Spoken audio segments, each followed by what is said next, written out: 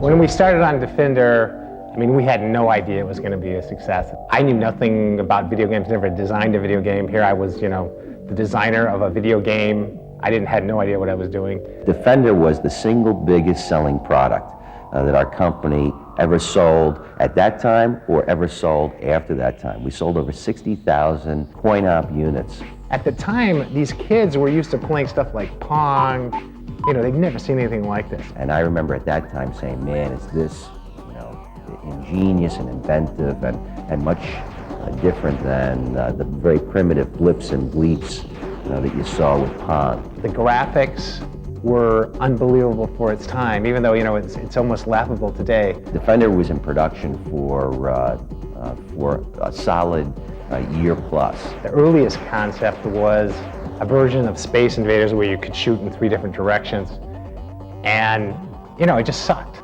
We had to build a new factory just to accommodate the sales demand that we had for Defender. Had some of the earliest things which now are known as particle effects, which, back in the day, we just called them explosions. It's funny, when we originally put in there, it would just explode one enemy ship. We found that was really kind of lame, so it turns out that exploding 4 or 5 enemy ships for every one you shot looked really cool. We felt that, hey, let's actually expand the screen, just make the screen a window into a whole universe.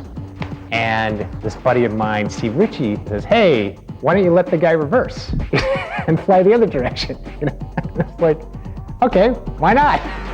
It's hard to imagine, how primitive things were back in the day. And like on your PC, say one of the icons on your desktop, the amount of memory that is used just for that icon was probably the entire memory of Defender, of the program, the graphics, everything. Fortunately, my father provided my siblings and I with most of the Williams electronic stock at a low price. And then all of a sudden Defender hit, and we became, punk kids, multimillionaires. We continued trying to do different games. At the same time, management was panicking. Hey, Jarvis, when is your game going to be ready? Eugene would go, well,